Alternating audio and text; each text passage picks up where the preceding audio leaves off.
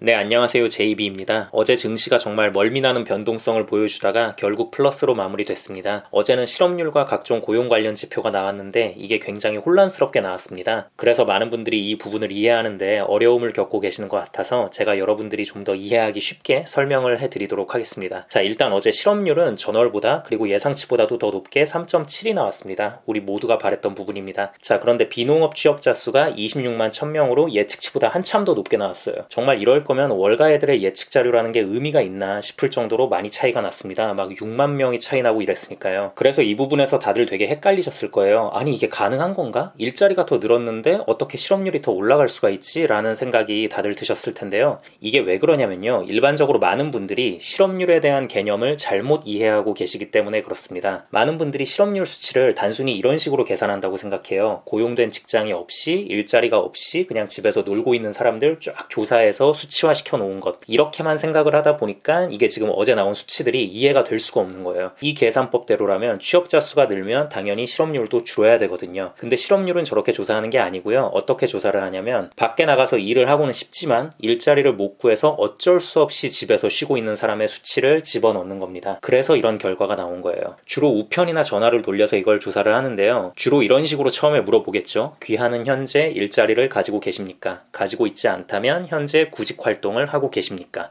뭐 이런 식으로요. 여기서 이제 답변이 네, 현재 구직 활동 중에 있습니다. 라고 답변을 하면 이런 분들의 수치가 이제 실업률에 잡히는 겁니다. 같은 질문을 던졌을 때 아니요, 저 지금 집에서 쉬고는 있는데 앞으로 딱히 일할 생각이 없습니다. 라던가 아니면 뭐 이런 경우도 있을 수 있겠죠. 아니요, 제가 얼마 전에 산업 현장에서 장애를 입어서 더 이상 일을 할 수 있는 몸 상태가 아니게 되었습니다. 라고 답변을 하는 분들의 수치는 실업률 통계를 구하는데 잡히지 않는다는 겁니다. 그러니까 다시 정리를 하자면 현재 쉬고는 있지만 경제활동이 가능한 사람들 중에 향후 일할 의지가 있는 사람들만의 수치를 뽑아서 만든 것이 실업률 통계라고 보시면 됩니다. 그러니까 이걸 보면 알 수 있는 게 지금 사람들이 어쨌든 전보다는 점점 일자리를 더 원하고 있어요. 물론 아직도 완전 고용 수준의 현격히 낮은 수치인 건 맞습니다. 하지만 그래도 그 추세가 변하고 있다는 게 중요하고요. 코로나 이후로 제일 문제됐던 게 그거였잖아요. 사람들이 일 자체를 하지 않으려고 하는 거. 실업률 조사를 하면서 향후 일할 생각이 있냐라고 물어봤을 때 아니요, 지금 제 주식 자산들 대박나서 딱히 일할 필요 못 느끼겠네요. 비트코인 대박나서 굳이 뭐 일을 해야 할까요? 거기에 정부에서 지원금도 나오는데 뭐 이런 식으로 배짱 부리면서 일을 안 하는 게 엄청난 사회적 문제였잖아요. 그러니까 이게 어떻게 보면 실업률 조사의 어쩔 수 없는 맹점인데 저런 사람들은 그냥 구직 활동에 대한 의지가 없는 사람들이기 때문에 실업률 통계에서도 잡히지 않았던 거예요. 그러다 보니 문제가 자꾸 미국은 완전 고용이라는 착각에 빠지게 되고 연준도 실업률 지표 보고 금리를 더 세게 올렸던 거고요. 아무튼 지금은 서서히 상황이 바뀌어 가고 있다는 점, 이게 참 중요합니다. 그게 어제의 수치로 증명이 어느 정도 된 거라고 보시면 되고요. 구직 활동을 원하는 인구가 늘어났습니다. 그래서 그렇게 일자리를 원하는 사람 중에 다행히 아다리가 잘 맞아떨어져서 일을 구한 사람들의 수치도 늘었지만 반대로 일자리를 원하지만 아직 구하지 못한 사람들로 인해 실업률 수치도 동시에 올라가 버리는 이런 상황이 지표로 나와버렸던 겁니다. 거기에 또 한 가지 제가 그동안 계속 주장해왔던 부분을 한 번 더 덧붙여보자면요. 고용인원 변화를 조사할 때 기업을 대상으로도 조사를 하는데요. 이걸 이제 영어로는 Establishment Survey라고 합니다. 아무튼 이런 기업 대상 조사에서는 여전히 고용이 괜찮게 나오고 있다는 거예요. 그래서 보면 고용인력 일자리 수가 계속 좋게 나오고 있잖아요. 근데 지금 문제가 뭐예요? 현실과의 괴리감이잖아요. 막 빅테크들 보면 그리고 웬만한 기업들을 보면 전부 다 고용 중단하고 해고를 발표해야 되고 있는데 이게 왜 이렇게 계속 잘 나올 수가 있나. 아무리 시간차가 좀 존재한다지만 이제는 그래도 좀 통계에 잡혀야 할 시점이 아닌가라고 생각들 하실 거예요. 자, 그래서 이 부분에 대해서도 말씀을 드리자면요. 기업들이 유지 비용이 많이 드는 정규직들을 해고하고 있는 추세인 건 맞아요. 맞는데 이렇게 풀타임 정규직들을 해고하고 그래도 아직까지는 보조 인력이 필요는 하다 보니까 임시직 계약직을 늘린다는 거예요. 그러니까 이제 이 부분에서 우리가 알 수 있는 건 비록 고용 수치는 전과 같을지언정 아니 오히려 전보다 더 늘어날 수도 있을지언정 고용의 질이 엉망이 되어가고 있다는 겁니다. 그러니까 당연히 투잡, 쓰리잡을 원하는 사람들이 더 늘어날 수밖에 없죠. 근데 이제 이런 세부적인 내용들은 고용지표에서 발표를 할 때 일일이 다 따로 발표하는 게 아니잖아요. 무슨 뭐 정규직 일자리 수는 줄었지만 비정규직, 임시직 증가로 인해 투잡, 쓰리잡 근로자가 늘어났다. 그래서 일자리가 늘긴 했지만 일자리의 질이 결코 좋아진 것은 아니다. 뭐 이런 식으로 정확하게 해석해서 자료를 내놓는 게 아니잖아요. 그냥 다 싸잡아서 한 묶음으로 통계 내버리고 미국은 여전히 탄탄하다 이러고 있는 상황인 거잖아요 지금. 자, 여러분 이런 거 들으면 참 답답하죠. 답답하지만 그래도 어느 순간 경제가 더 확 악화되는 시점이 오면 비정규직이나 임시직, 투잡, 쓰리잡 이런 거조차도 사람들이 못 구하게 되는 시점이 올 겁니다. 아직 그 시점까지는 안 와서 연준도 계속 배짱 부리면서 금리 금리 인상하겠다고 저러고 있는데요. 걱정하지 않으셔도 됩니다. 진짜 금리 인상도 갈 때까지 다 갔습니다. 유럽도 5%대로 실업률 올라가면서 이미 유럽은 경기 침체 인정하고 더 이상 너무 심하게 금리 못 올리겠다고 발표도 했습니다. 미국과 유럽은 원래 커플링 돼서 같이 갈 수밖에 없기 때문에 미국도 곧 저렇게 될 겁니다. 그러니까 다들 너무 걱정하지 마시기 바랍니다. CPI 수치 낮게 나오는 거 확인되고 인플레만 잡히면 모든 게 다 해결이 됩니다. 가끔 이런 말 하는 분들이 있더라고요. 아니 근데 인플레가 잡혀도 그 이후에 경기가 나빠져서 기업들 실적 안 나오면 결국 말짱 꽝 아니냐고. 이 부분까지 제가 오늘 영상에서 답변 드리면 너무 영상이 길어져서요. 지금 당장은 자세히 답변 못 드리는 점 양해 부탁드리고요. 하지만 걱정하지 마시기 바랍니다. 모두가 걱정하는 저 부분에 대한 제 개인의 견해를 밝히는 영상도 곧 찍어서 올리도록 하겠습니다. 네, 오늘 영상은 여기까지고요. 그럼 오늘도 새롭게 멤버십 가입을 통해 후원 결정해주신 분께 감사 인사드리면서 영상 마무리하도록 하겠습니다. 나이스님 스타벅스 멤버십 가입 감사드립니다. 멤버십 가입을 통해 후원해주시는 모든 분들께 깊은 감사드립니다. 여러분들의 후원은 제가 영상을 제작하는데 큰 힘이 됩니다. 그리고 귀한 시간 내어 제 영상을 시청해주시는 모든 분들께도 깊은 감사드립니다.